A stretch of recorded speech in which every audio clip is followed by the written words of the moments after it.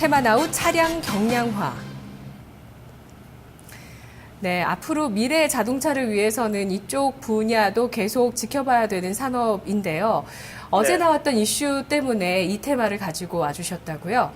네, 그렇습니다. 어제 이제 제가 지난번에 한번 언급을 해드렸죠. 현대 기아차 뭔가 이제 뭐 대규모 리콜에 대한 루머가 있었다라고 말씀드렸었는데 네. 그 부분이 사실 이렇게 연비 과장 논란에 대한 부분으로 이것이 이제 보도가 된 것으로 결론이 좀 났죠. 그러면서 어제 이제 관련주들이 많이 빠졌었는데 역시 이제 현대기아차 연비 과장 논란이 불어일으키는 것은 확실히 최근 어떤 트렌드와도 같이 맥을 같이 하면서 연비에 대한 중요성 이런 부분들이 다시 환기될 가능성이 좀 높지 않겠습니까? 네. 이런 측면에서 차량 경량화가 다시 한번 부각이 될 가능성 이 부분이 좀 오늘의 키포인트다 이렇게 볼 수 있겠습니다. 네, 바로 관련주 보도록 하겠습니다. 관련주 어떤 종목이 있는지 쭉 리스트를 말씀해 주시고요. 그리고 또 최근의 흐름들이 어땠는지, 뭐 요즘 이 테마가 그렇게 뭐 도드라지는 흐름은 아니었거든요. 네, 그렇습니다. 네. 네. 최근에 뭐 전반적으로 뭐 종목들이 특히나 이제 뭐 자동차와 관련된 섹터가 좀 비교적 약했죠. 근데 그런 가운데서도 차량 경량화 관련된 종목들은 흐름이 그래도 정배열 유지하는 종목들이 굉장히 좀 많습니다.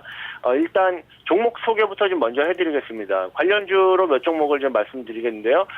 뭐 대표적인 종목이 MS 오토텍, 삼원강제, 그리고 코프라, 그리고 여러분들 잘 아시는 현대 EP 같은 종목도 네. 대표적인 종목이 되겠고요. 그 외에도 지금 뭐 상하 프론테크라든지 에코플라스틱 같은 이들 종목들도 관련 종목으로 볼 수 있겠습니다. 한 종목씩 그 내용을 한번 살펴보도록 하겠습니다. 네. MS 오토텍 같은 경우에는 이제 차량 경량화 제조 공법 중에서 핫스탬핑이라는 기술을 보유하고 있습니다. 핫스탬핑이라는 기술은 이제 열 처리할 때 900도씨 이상의 그런 높은 가열된 상태에서 처리하는 것을 말하는데 역시 이제 차량 경량화의 핵심 기술 중에 하나라고 볼 수 있습니다. 그리고 이제 삼원강제 같은 경우에는 이제 스프링 소재 파이프를 생산하게 되는데 이 파이프 안을 비워가지고 무게를 좀 대폭 낮추는 이런 파이프 소재를 좀 생산하는 이런 기업이 되겠습니다. 그 다음에 이제 코프라 같은 경우에는 고기능성 폴리머 소재 라는 이런 경량화 소재를 이번에 개발을 했는데요. 역시 이 기업 같은 경우도 어제 나온 뉴스를 보면은 SK 케미칼과 이 소재 관련해 가지고 협력 관계를 또 맺는다라는 이런 뉴스가 보도된 바가 있습니다.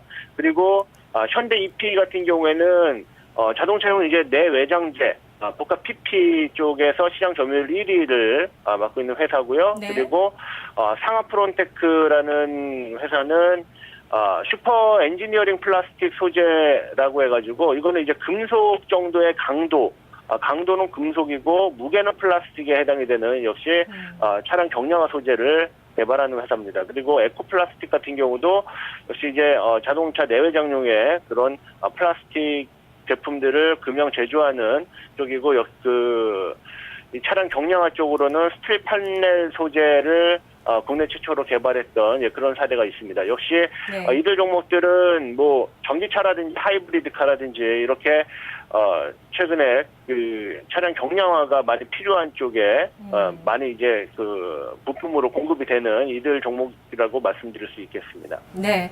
이 종목들 중에 차트를 보면서 전략을 세울 만한 종목이 있나요?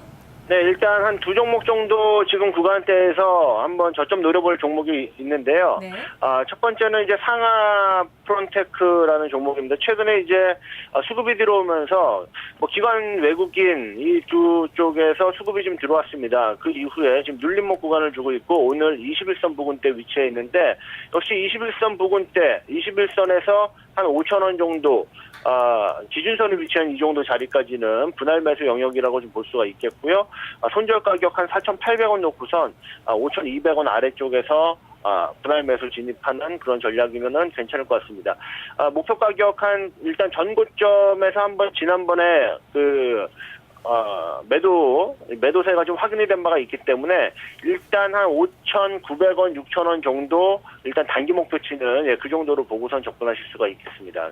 네. 그 다음에 이제 아까 이제 파이프 쪽 말씀드렸던 삼원강제라는 종목인데요. 삼원강제 같은 경우도 현재 구간대에서 뭐 21선 밑에서는 분할 매수로 좀 가능하다라고 보고 있습니다. 지금 5일선이 위치한 자리가 4,700원이고 21선이 한 4,800원 정도 부근인데 이 사이 구간에서는 매수 진입이 좀 괜찮아 보입니다. 지금 길게 보게 되면은 눌림목이 한 지금 2달여간에 지속이 되었고 이 기간 동안에 지금 보여지는 흐름은 다소 지금 채널 돌파를 앞두고 있는 이런 흐름이기 때문에 현재 구간대에서 채널 돌파가 된다라고 하면은 한 5,000원 초중반대 정도까지의 목표 가격을 볼 수 있는 그런 기술적인 흐름이다 이렇게 판단하고 있습니다. 알겠습니다.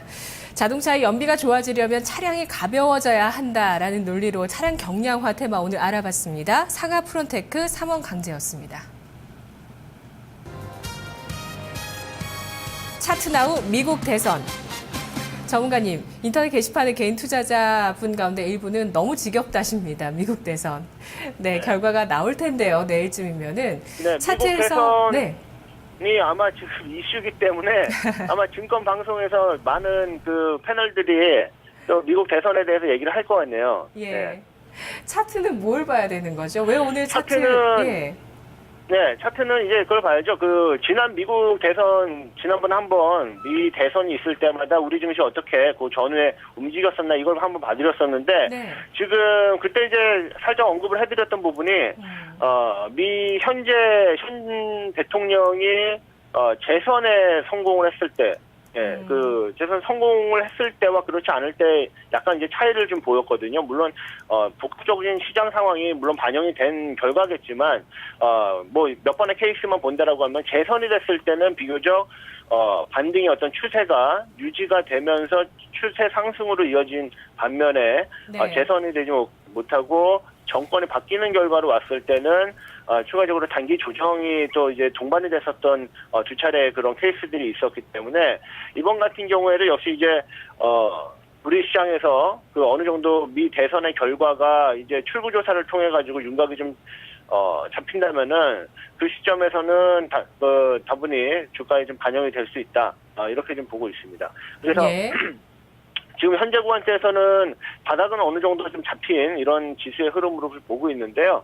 이런 흐름 가운데 우리 시장에서 지난 그 결과들을 보게 되면은 미 대선일 정도 대선일 그리고 그 2일 정도까지는 주가가 일반적으로 좀 지수가 상승을 했거든요. 미국도 마찬가지고 우리나라도 마찬가지였는데 이것은 역시 이제 어떤 그 대선 당선 확정자에 대한 뭐라고 할까요? 일종의 뭐 좀 축포성의 이런 흐름들이 단기 나온 이후에 그 이후에 조금 결과에 따라 가지고 네.